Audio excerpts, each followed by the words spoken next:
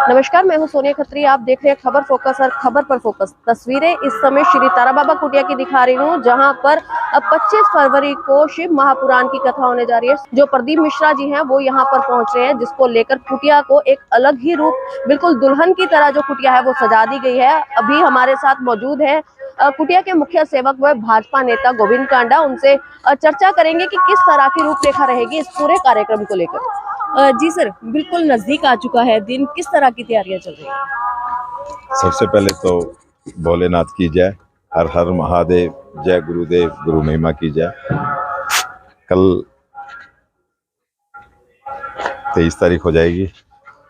अब तो कुछ घंटे बचे, हमारे पास दिन नहीं बचे। हम लगभग तैयारियां पूर्णतः कर चुके हैं और तब तो सिर्फ कुछ साउंड का काम, कुछ लाइटिंग का काम, कुछ ऐसे छोटे मोटे काम है वो चल रहे हैं। बाकी परसों शाम को हवाई जहाज से अपने एयरफोर्स स्टेशन पर लगभग 5 बजे के करीब श्री प्रदीप मिश्रा जी यहाँ पहुँच जाएंगे। उनको भारी स्वागतम के लिए सिरसा की जनता बड़ी उत्साह है, सभी में उनका भारी स्वागतम करने के लिए वहाँ एयरफोर्स स्टेशन पहुँचेंगे। उसके बाद यहाँ कुटिया लाकर उनको पूरी कुटिया में भारी स्वागतम किया जाएगा उनका, और यहाँ वो रुकेंगे। और उसके बाद 25 तारीख को दोपहर में 12 बजे कलश यात्रा होगी, 2 बजे कथा का शुभारंभ करेंगे और अपने मुखारबिंद से भगवान भोलेनाथ का गुणगान करेंगे, अमृत वर्षा करेंगे और उस धाम में करेंगे जहाँ भोलेनाथ विराजमान है। भोलेनाथ का ये मतलब पूरा धाम है, और वहाँ जो कथा श्रवण करने आएंगे, कथा सुनने आएंगे, तो इसका लाभ कई गुना में बढ़ जाता है कि जहाँ भोलेनाथ विराजमान और वहाँ भोलेनाथ की कथा चले तो उसका आशीर्वाद कई गुना में अमृत वर्षा होगी यहाँ पर। और उसको सुनने के लिए लाखों की संख्या में जो लोग आ रहे हैं, और जब उनको पता चला कि श्री बाबा तारा कुटिया में ये कथा चलेगी और बाबा जी का आशीर्वाद, भोलेनाथ का आशीर्वाद, और वहाँ ये अमृत वर्षा चलेगी श्री प्रदीप मिश्रा जी के द्वारा, तो लोगों में और ज़्यादा उत्साह है इस बात का कि लोग पूरे भारतवर्ष से यहाँ आ रहे हैं।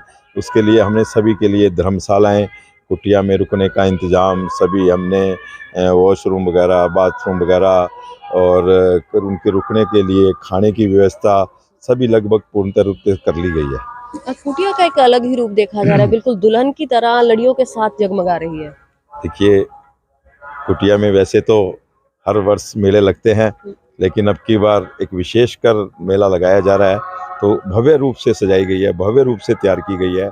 और जहां लाखों लोग आते हैं तो उसकी व्यवस्था बढ़ जाती है, तो उसको और तरीके से ही तैयार किया गया है कि काफ़ी वॉशरूम वगैरह, बाथरूम बनाए गए हैं, रहने के लिए बाहरी पंडाल लगाए गए हैं, हैंगर वो भी वाटरप्रूफ लगाए गए हैं। तो वो व्यवस्था के हिसाब से किया गया है सारा काम। व्यवस्थाएं बहुत ज्यादा की गई है, विशेषकर बुजुर्गों के लिए ध्यान रखा गया है कि उनके लिए अलग से एक पंडाल बनाया गया है और जो एलईडी की व्यवस्था की गई है बिल्कुल उनके लिए एक हमने बुजुर्गों के लिए, क्योंकि भीड़ बड़ी भारी होगी, तो हमने उनके बैठने के लिए अलग से सिटीजन पंडाल लगाया है, जिसके अंदर कुर्सियां लगेगी। बाकी जगह हमने सभी जगह गद्दे लगाए हैं और वहाँ कुर्सियां लगेगी, बड़ी स्क्रीन लगेगी एक 16x40 की, कि वो भी यहाँ देखो, यहाँ चाहे स्क्रीन में हो या बाबा जी के सामने आए, जहाँ बाबा जी भी विराजमान है और वहाँ श्री प्रदीप मिश्रा जी भी विराजमान है और यहाँ भोलेनाथ भी विराजमान है, तो ये एक ही बात है। उनको आशीर्वाद ये नहीं होता कि प्रत्यक्ष रूप में मिले या उसके टीवी के द्वारा मिले, लेकिन उनको आशीर्वाद मिलेगा। यहाँ बहुत भारी उत्साह है, इसलिए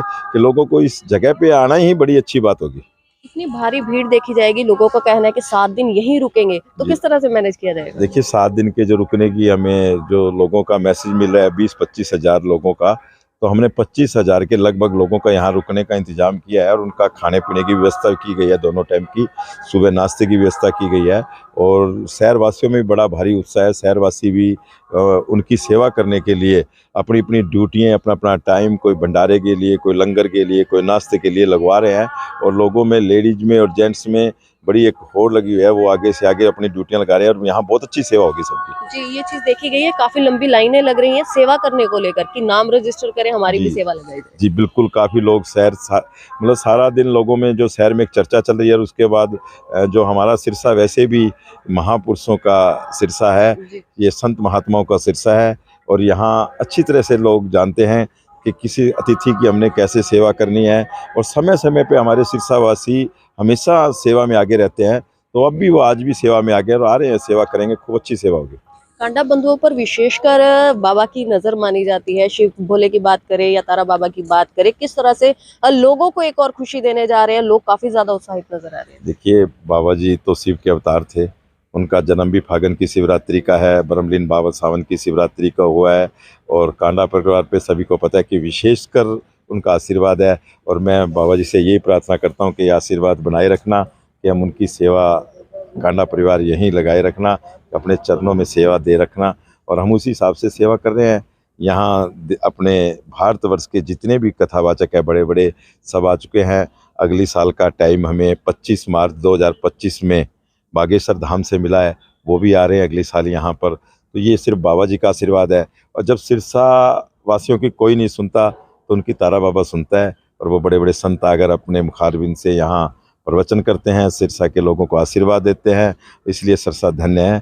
तो मैं यही बाबा जी से प्रार्थना करूँगा कि अपना आशीर्वाद सिरसा वासियों पर बनाए रखना। तो बिल्कुल तस्वीरें इस समय तारा बाबा कुटिया से दिखा रही हूँ, जहां पर आप देखेंगे कि कुटिया को बिल्कुल भव्य रूप से दुल्हन की तरह सजा दिया गया है। विशेष बातचीत भी की भाजपा नेता गोविंद कांडा व कुटिया के मुख्य सेवादार से। उनका कहना है कि एक अलग ही रूप जो कुटिया को दे दिया गया है, और उसी के साथ साथ प्रदीप मिश्रा जी के यहाँ आने के बाद एक अलग ही नजारा यहाँ पर देखने को मिलेगा। तो वीडियो को जरूर शेयर कीजिए। वीडियो के बारे में क्या राय है कमेंट सेक्शन में जरूर बताएं।